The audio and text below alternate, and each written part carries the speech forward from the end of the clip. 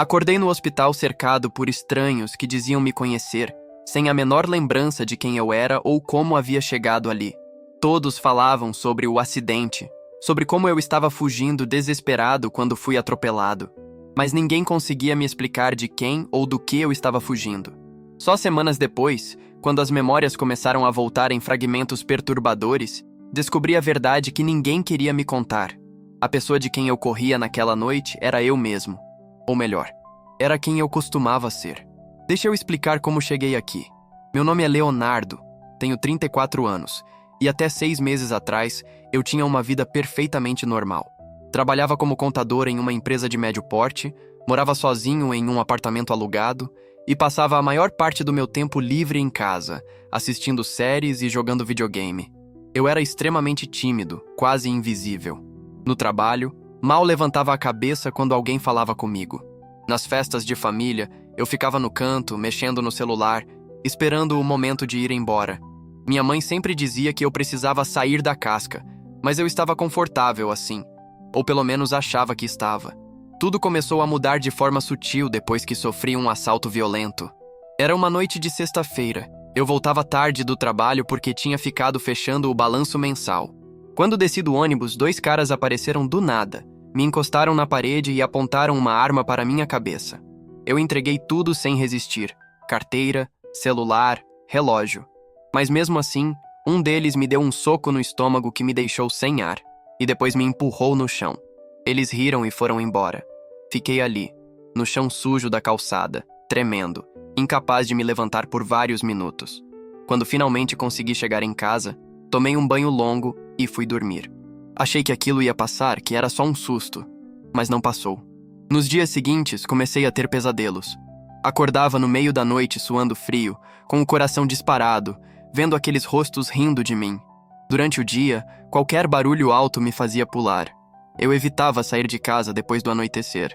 Parei de pegar ônibus e comecei a gastar uma fortuna em aplicativos de transporte. Minha produtividade no trabalho despencou. Eu não conseguia me concentrar, vivia olhando pela janela, checando as saídas, me sentindo constantemente em perigo. Minha chefe percebeu e me chamou para uma conversa.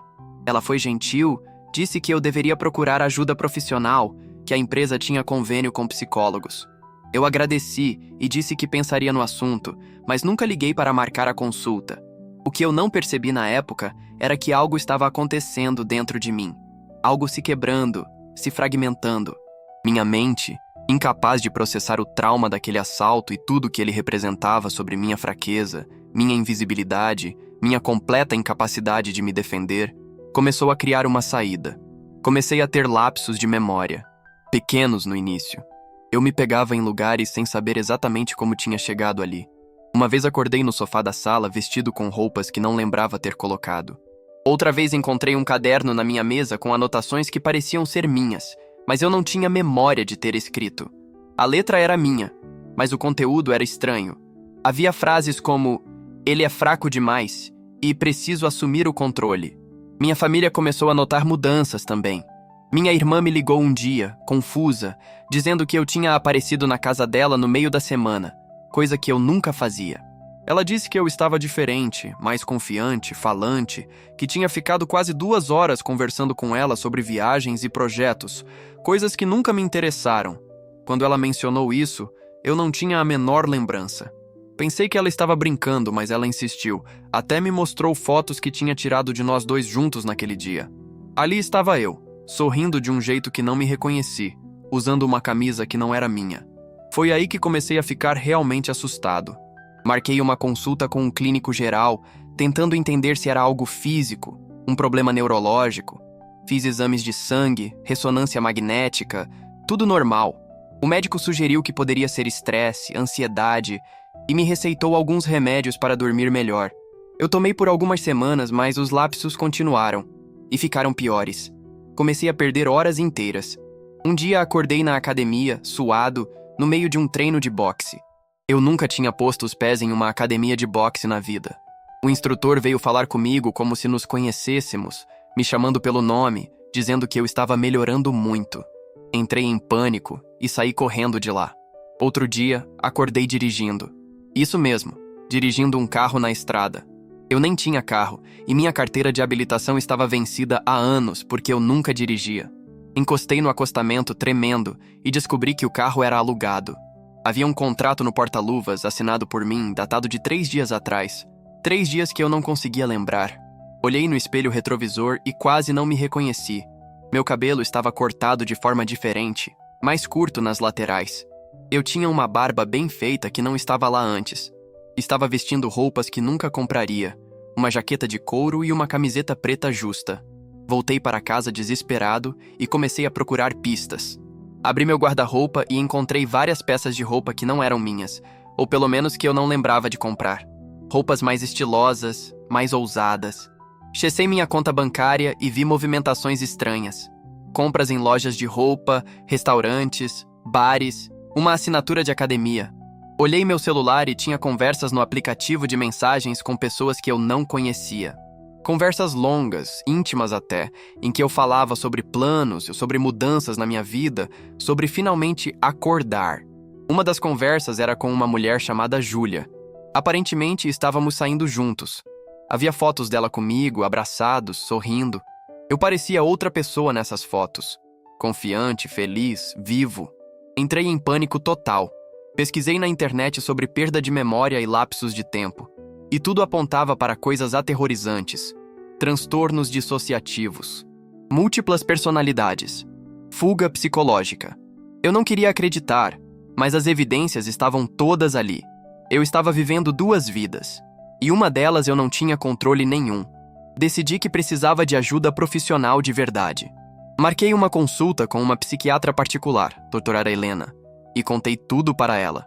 Ela me ouviu com atenção, fazendo anotações, e no final me explicou que eu provavelmente estava sofrendo de um transtorno dissociativo causado pelo trauma do assalto. Ela me explicou que, às vezes, quando a mente não consegue lidar com uma situação de extremo estresse ou trauma, ela cria uma espécie de mecanismo de defesa. A personalidade se fragmenta e surge uma nova versão da pessoa, uma versão que consegue lidar com o que a original não conseguia. Essa outra versão assume o controle por períodos de tempo e, quando volta à personalidade original, não há memória do que aconteceu. Ela disse que esse tipo de condição era mais comum do que as pessoas imaginavam, especialmente em pessoas que tinham histórico de repressão emocional e dificuldade de expressar sentimentos. Era exatamente o meu caso. Começamos um tratamento. Sessões 2 vezes por semana, onde ela tentava me ajudar a integrar essas 2 partes de mim. Ela me ensinou técnicas de respiração, de visualização, me receitou medicamentos para estabilizar meu humor. Mas o outro, eu não estava interessado em cooperar. Os lapsos continuaram e ficaram mais longos. Semanas inteiras sumiam da minha memória. Eu acordava em lugares diferentes, com pessoas diferentes ao meu redor. Uma vez acordei em um apartamento que não conhecia, e a tal Júlia estava ao meu lado na cama. Ela acordou assustada com a minha reação de pânico. Tentei explicar, mas ela não entendeu. Ela disse que estávamos juntos há 2 meses, que eu tinha sido incrível, atencioso, aventureiro. Ela chorou quando eu disse que não lembrava de nada disso. Foi então que comecei a encontrar anotações deixadas por ele pela outra versão de mim. Ele começou a escrever bilhetes, deixando em lugares que sabia que eu encontraria. No espelho do banheiro, na geladeira, dentro do meu sapato. Os bilhetes diziam coisas como: "Você está me segurando", "Eu sou quem você deveria ser", "Pare de lutar contra mim". Era aterrorizante ler aquilo, saber que era minha própria caligrafia, mas não ter controle sobre o que estava escrito. Respondi uma vez. Deixei um bilhete no mesmo lugar dizendo: "Você está destruindo minha vida, me deixe em paz". A resposta veio no dia seguinte: "Eu estou salvando sua vida, você já estava morto por dentro". A doutora Helena ficou muito preocupada quando contei sobre os bilhetes. Ela disse que era um sinal de que a dissociação estava ficando mais complexa, mais estruturada. Ela recomendou que eu considerasse uma internação temporária em uma clínica especializada, onde poderia receber tratamento mais intensivo. Eu recusei. Tinha medo de perder meu emprego, de que minha família descobrisse o que estava acontecendo. Achei que conseguiria controlar sozinho, que se eu apenas me esforçasse mais, poderia trazer tudo de volta ao normal. Mas não funcionou. Na verdade, piorou drasticamente. Os lapsos ficaram tão frequentes que eu quase não tinha mais controle. Passava mais tempo como ele do que como eu. Minha família começou a perceber que algo estava muito errado. Minha mãe apareceu no meu apartamento um dia, sem avisar, e disse que eu tinha ligado para ela na noite anterior, falando de forma estranha, dizendo coisas que não faziam sentido, que eu ia embora, que ia começar de novo em outro lugar. Eu não lembrava de ter ligado. Ela estava chorando, pedindo para eu contar o que estava acontecendo. Não consegui. Apenas disse que estava tudo bem, que ela estava exagerando. Naquela noite tomei uma decisão. Decidi que ia tentar falar com ele, com a outra versão de mim. Sentei na frente do espelho, com um gravador ligado, e comecei a falar. Disse que precisávamos fazer um acordo, que não podíamos continuar assim, destruindo a minha vida. Pedi para ele responder de alguma forma. Fiquei ali por mais de 1 hora, olhando para meu próprio reflexo, esperando alguma mudança. E então, sentindo-me idiota, desliguei o gravador e fui dormir. Quando acordei no dia seguinte, estava em outro lugar novamente. Um hotel. Sozinho. Havia malas prontas ao lado da cama, roupas dobradas, documentos. Tinha uma passagem de ônibus para outra cidade para daqui a 2 horas. Entrei em desespero. Ele estava planejando fugir, me levar embora da minha vida, da minha família, de tudo. Peguei o gravador que estava na minha mochila e apertei play. Ouvi minha própria voz, mas não era eu falando. Era ele. Leonardo, você não entende. Eu não estou aqui para destruir sua vida. Estou aqui porque você não consegue vivê-la. Você é um fantasma. Você não existe de verdade. Eu sou a versão de você que deveria ter sido desde sempre. E eu vou te libertar, mesmo que você não queira. Saí correndo daquele hotel. Não peguei as malas, não peguei nada. Só corri. Precisava voltar para casa. Precisava conversar com a doutora, Helena. Precisava de ajuda. Mas enquanto corria pelas ruas, comecei a sentir uma pressão na cabeça. Uma dor aguda, como se alguém estivesse tentando me empurrar para fora do meu próprio corpo. Ele estava tentando assumir de novo. Lutei com todas as minhas forças. Continuei correndo, mas comecei a perder a noção de onde estava. As ruas pareciam estranhas, distorcidas. Ouvi buzinas, gritos, mas tudo parecia distante. E então, senti que estava sendo empurrado. Literalmente empurrado, como se alguém estivesse atrás de mim. Olhei para trás e por uma fração de segundo, eu juro, vi minha própria imagem, meu rosto, me olhando com uma expressão de determinação. Tropecei e caí na rua.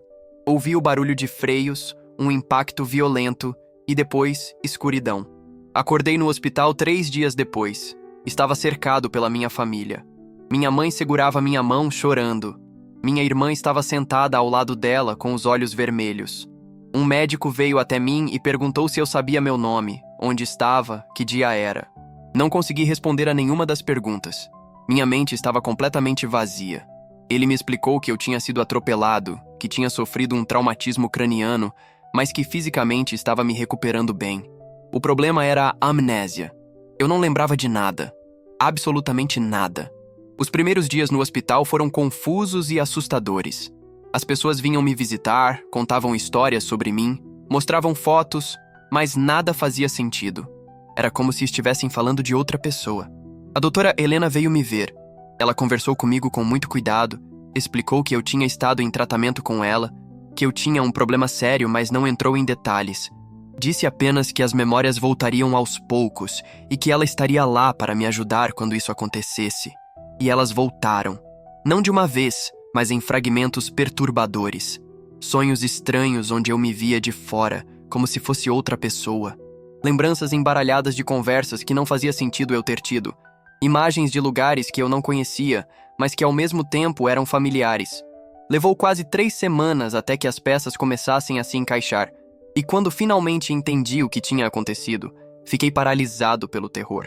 Eu estava fugindo de mim mesmo naquela noite. Ou melhor, uma parte de mim estava tentando fugir da outra. E a colisão não foi apenas física. A doutora Helena me explicou que o acidente, de certa forma, tinha funcionado como um reset forçado. O trauma do impacto tinha sido tão grande que minha mente simplesmente desistiu da fragmentação. A outra versão de mim, aquele alter ego forte e confiante, não sobreviveu ao acidente. Ou pelo menos não como uma entidade separada. Ele foi absorvido de volta, integrado, mas de uma forma caótica e incompleta. Agora eu tinha acesso às memórias dele, às coisas que ele fez, às pessoas que ele conheceu, mas tudo parecia distante, como se fosse um filme que eu assisti, não uma vida que eu vivi. Júlia veio me visitar uma vez. Foi extremamente doloroso. Ela estava confusa, magoada, sem entender por que eu a olhava como uma estranha. Tentei explicar, mas como você explica para alguém que a pessoa por quem ela se apaixonou não existe mais, que era apenas uma parte fragmentada de uma mente quebrada? Ela chorou, disse que sentia muito pelo que eu estava passando, mas que não conseguia continuar. Eu entendi. Ela estava apaixonada por alguém que eu nunca realmente fui. Ou talvez tenha sido, mas nunca de forma completa. Passei meses em terapia intensiva depois que saí do hospital. A doutora Helena me ajudou a organizar as memórias, a separar o que era eu do que era ele, e a entender que, no fundo, éramos a mesma pessoa. Apenas versões extremas de potenciais que sempre existiram. Ele não era um invasor, era uma parte reprimida de mim que tentou vir à superfície da pior forma possível. E eu não era apenas o tímido contador invisível. Eu tinha, sim, desejos, ambições, coragem em algum lugar lá dentro. Só não sabia como acessar isso de forma saudável. Hoje, 1 ano depois do acidente, posso dizer que ainda estou em processo de integração. Ainda tenho dias em que olho no espelho e não sei exatamente quem está me olhando de volta. Ainda encontro roupas no meu guarda-roupa que não me lembro de ter comprado, embora agora eu saiba que fui eu, apenas em outro estado de espírito. Voltei a trabalhar, mas mudei de área. Percebi que contabilidade nunca foi realmente minha paixão. Era só o lugar mais seguro para me esconder. Agora estou fazendo um curso de fotografia, algo que ele começou e que eu decidi continuar. É estranho, mas é meu jeito de honrar aquela parte de mim que tentou, de forma desesperada e equivocada, me salvar. Minha relação com a família melhorou. Eles sabem de tudo agora. No início foi difícil, especialmente para minha mãe, aceitar que eu tinha passado por isso tudo sozinho, sem pedir ajuda. Mas estamos mais próximos do que nunca. Minha irmã me liga toda semana só para conversar, para ter certeza de que estou bem. Não tenho mais lapsos de memória. Não escrevo bilhetes para mim mesmo. Não acordo em lugares estranhos. Mas carrego comigo a memória de ter sido 2 pessoas ao mesmo tempo e de ter quase morrido tentando separar uma da outra. As pessoas me perguntam se eu me arrependo de alguma coisa, se eu preferiria nunca ter desenvolvido aquele transtorno. É uma pergunta difícil. Por um lado, foi a experiência mais aterrorizante da minha vida. Perder o controle da própria mente, não saber o que você fez, onde esteve, com quem falou, é um tipo de horror que eu não desejo para ninguém. Mas por outro lado, aquela outra versão de mim me mostrou coisas sobre mim mesmo que eu nunca teria descoberto sozinho. Ele me mostrou que eu não precisava ser invisível, que eu podia me defender, que eu tinha coragem. Só que fez isso da pior forma possível, tomando o controle à força. Hoje eu tento ser uma versão balanceada das 2 partes. Não sou mais o tímido que se escondia de tudo, mas também não sou o imprudente que fazia mudanças drásticas sem pensar nas consequências. Sou algo no meio. E talvez, no final das contas, a pessoa de quem eu estava fugindo naquela noite não era meu inimigo. Era apenas uma parte de mim que eu nunca aprendi a conhecer e que decidiu se apresentar da forma mais violenta possível. Vocês já sentiram que tem 2 versões de vocês mesmos dentro da cabeça, lutando pelo controle? Conte para mim nos comentários. Inscreva-se no canal, assim você não vai perder nenhuma história nova.